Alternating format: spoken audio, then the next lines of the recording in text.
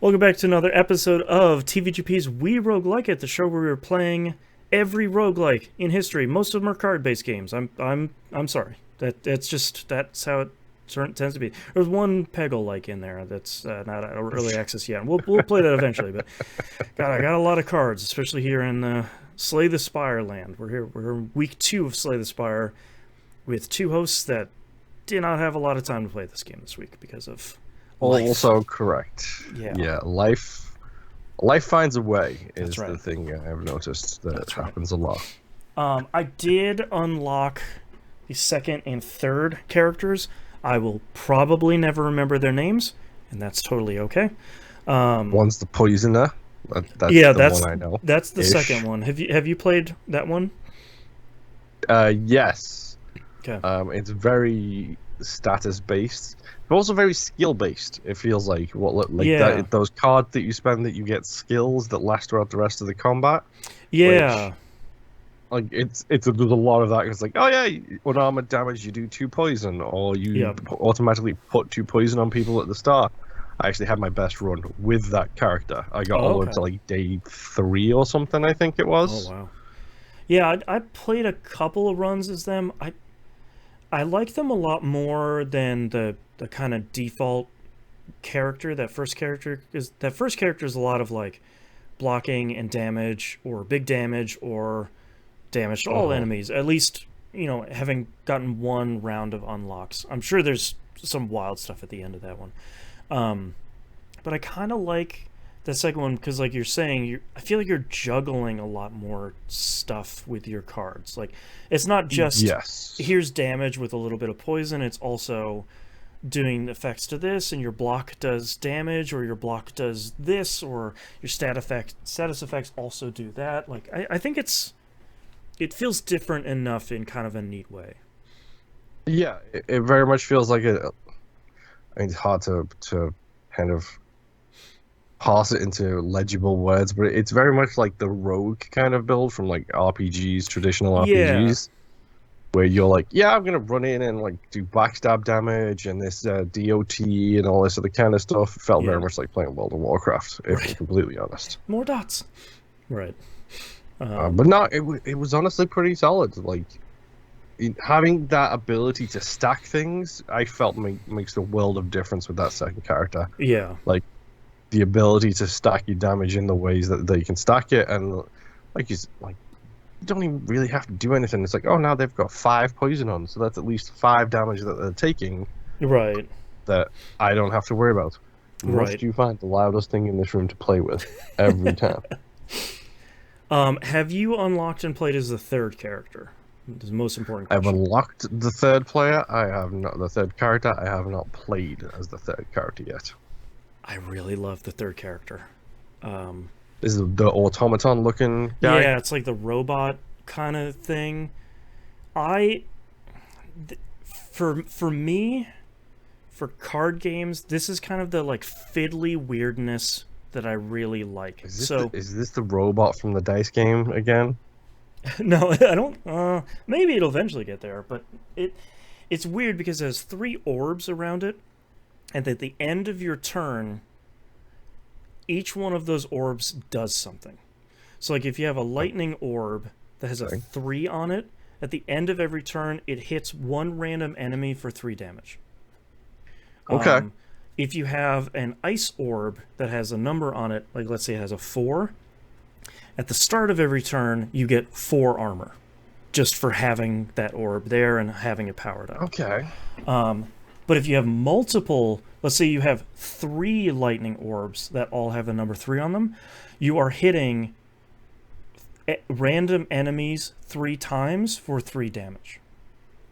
So you could Okay. potentially be hitting like a boss enemy for 9 free damage each and every turn. And can you like affect the outcomes of those orbs? You can. So you can. There's some interesting stuff where there's one card that has like infinity symbol on it. I don't remember what it's called. I think it's called like the feedback loop or something like that. That does your orb effects at the beginning and the end of your turn. So you're potentially doing in that example, double what you 9 have then. damage to an enemy twice. Um, Okay. but you can also, there's a bunch of cards where you can also expend an orb manually. So, like, I want to do 3 damage right now. You can just cast that orb. There's like a dual cast one where you just spend an orb, but you cast it twice.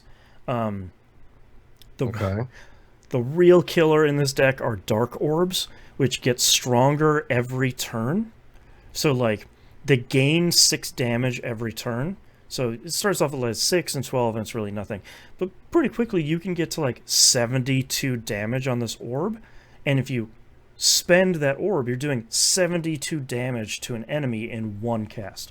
Or Jeez. 144 if that's up front and you're using like the dual cast card. So, like, there's some setup here, and there's some fiddling and finagling of how you've got your orbs all set up. And one run, I had a Yeah. card where I could have 5 orbs, so I'm like, I have this massive amount of damage, a massive amount of like build crafting to do from battle to battle. But like, once you get a setup going with that character, it feels really good. Where you're just like, yeah, I'm shocking people 5 times and it's doing 5 damage a piece, and like, oh, I just killed 2 enemies because it just zapped them a whole bunch of times, and all I did was just hit end turn. Like, it's really weird.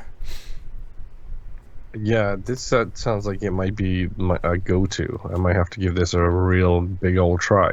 Yeah, as soon as I started playing it, I was like, oh, man, I don't know. This seems really like I'm casting and spending orbs. This seems really weird, but I'm to the point where I can consistently get to and beat that first boss, that like slime with a hat on it. Um, Uh-huh. Oh, it's a different boss each character as well, by the way. yeah, because I fought like a Final Fantasy tutorial boss as that second character where they got like, they curled themselves into a ball and they would do kind of Oh. counter attacks. That was frustrating. As the first guy, I fought 2 different first bosses. One of them was a jelly that Mhm. right when I was about to kill it, split in 2.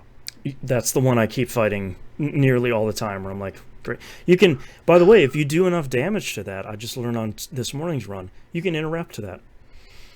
So, Oh, interrupt the splitting? yep. So, like, when they have like the Interesting. question marks above their head, where like they're going to be doing something pretty soon. I found out with the automaton guy that if you do enough damage, it knocks them out of that attack, which seems pretty Cool. I powerful. bet you it's a ridiculous amount of damage, though. It was a lot of damage. Yes, you're right. It was like 30 or 40 damage in one go, and that boss has like Uh-huh. 150 or something. So I'm doing like most of its health. But so far, I kind of like all 3 characters. It seems like I have to win a run with the 3rd character to Yep. unlock the 4th, which I don't know if we're gonna. It's not specifically with the 3rd character. You just have to win a run. You have to have the Okay. 3rd character unlocked and win a run, I think. That and was what I was So, missing. I see. Okay. yeah. Um, So, so I don't know if we'll get how that there ends up being. in this month, but it's maybe. But so far, kind of clicking with it more this week now that I had a little bit of time to kind of sit down and spend a little bit more time with it, and I'm really liking. It's one of those ones where it almost reminds me of was it the Bard from Rogue Legacy 2, where it's like, I got a lot of things to juggle in a playthrough as this character, but Yes. I can see the matrix a little bit. I can get the things going, and I think that's cool. It works really well. Yeah, that's what. Yeah. It's also like the 3rd or 4th character from the previous game like this that we played, Hmm. which was like, let's just add in 50,000 different mechanics and see how you deal with it. Right. How's the most complex character? It's like, I don't know, man. Uh-huh. Yeah. Little insane. Yeah. Any final thoughts here for week 2 of Slay the Spire? I don't know. I mean, hopefully it's one of those games that I can get a little bit more time to play, hopefully, Mm-hmm. because I still have a different game to play a lot of really quickly, necessarily. Certainly not a game club game that all 3 of us are struggling at the same spot with. Uh-huh. Yeah. Exactly. Yeah. Yeah. All right. Thank you very much, everyone, for listening. We'll see you all next run. Bye. Bye.